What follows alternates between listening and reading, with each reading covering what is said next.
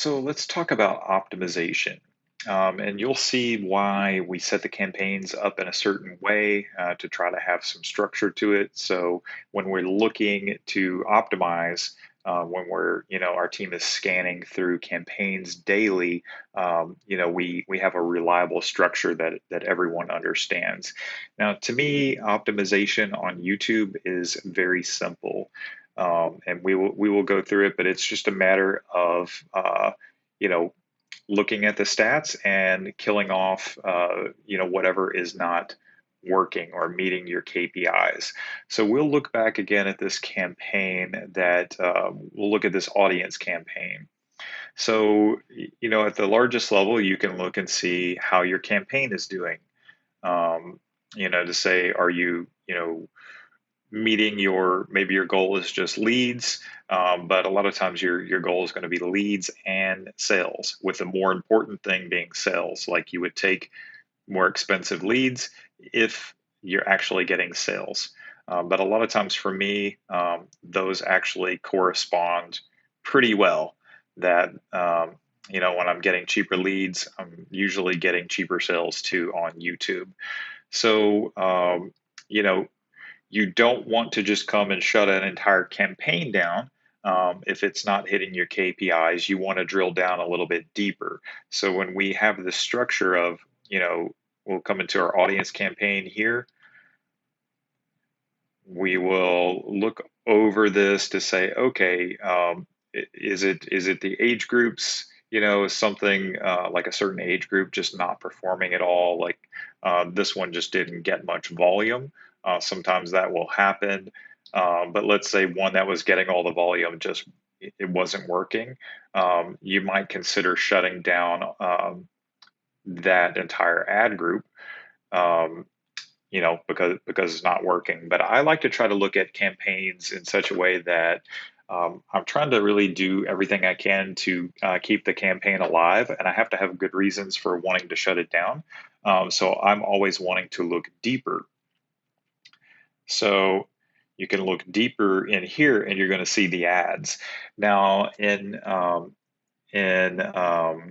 Media Buying Masters, you know, the 3x5 method is covered, so I don't really need to go back over all of that. All of that is covered in depth in that course. I'm just giving you a hands-on look at how we would optimize our campaigns. So if you want the methodology, the core of the methodology, you're going to want to look at that course.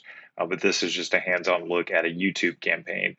So if let's say if this was not performing, I would want to look deeper and see, what is going on with the ads. This campaign, we ran it really quickly. We just did not have a lot of time because I think we only ran this for a few days. It was actually the Rich Schefren live event. We only ran it for a few days, so I didn't even run this campaign like we normally would. It was kind of like the ad skills contest as well. We just had a few days. Most campaigns, like, I'm looking to keep going for months and months, a year plus. So I would take things a little more slowly. But in here, you can see, we had different creative. We had a square version of this video, right? You can see like the difference in lead costs. This was already getting us cheaper leads. This one ended up taking the majority of the sales. But then you see others that, right off the bat, they were not performing well, just all kind of tossed in this ad group. Then this one, didn't perform well either. Sort of what YouTube did, it kind of did the optimization for us, and that it's just heavily leaning on the one that was performing the best, and that's what you want to see happen. So we had different types of creative, few different ads. You see by the different timestamps there. The only difference between these two was a square video versus the typical rectangular style video. YouTube sort of did the optimization on the creative for us, and that it tested everything and it leaned in to the one that was doing the best. I still like to keep an eye on these. So set your pain tolerance thresholds by what you're comfortable with. Again, more information about that in the Media Buying Masters course. But if you kind of reach your threshold and you're like, okay, the leads are coming in too expensive, there's no way that's going to work out, you could actually come in here and just shut that down.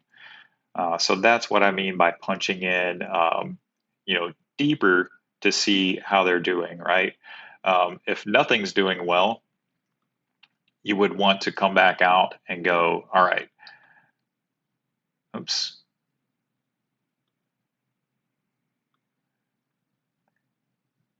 Yeah, you would want to say, for us, we would consider shutting down the entire ad group if it were not performing well. But we're always going to look at the ad level, then punch back out to the ad group. And then if nothing's working, then that's when we would, shut down the entire campaign. So looking at the deeper levels, and then trying to work your way backwards. And I always approach it like I'm really wanting to keep the campaign alive because I want it to scale. But if it's not, then everything progressively will get shut down.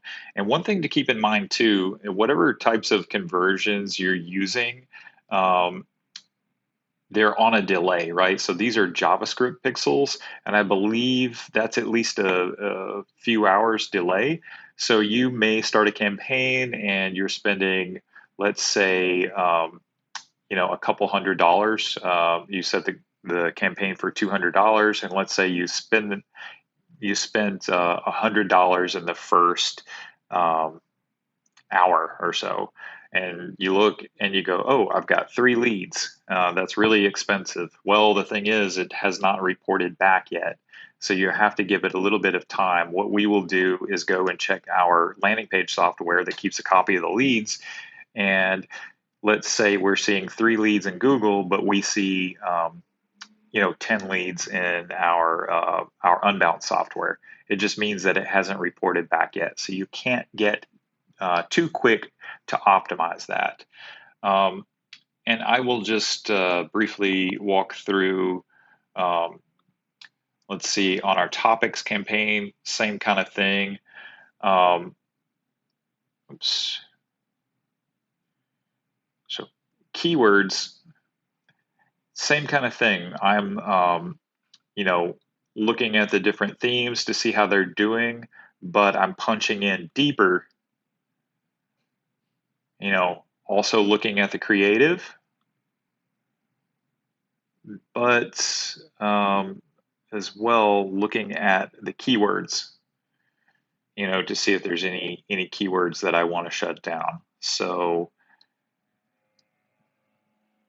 when you're going to follow the rules that you learned in Media Buying Masters, but you can come in at a more granular level here, and if something's just not performing, you can go ahead and shut it down. But that's the way, similar kind of logic I would work on these. Is I want to trying to do anything I can do to keep them alive, see if I'm spotting any gold in there, and just shutting down stuff that's not working. But I do believe on some level though that YouTube, creatively, as far as the creative and even some of the keywords, it's going to lean more heavily towards what it's sensing is working. But I still like to go in and manually keep an eye on stuff just because I don't want anything to slip through the cracks.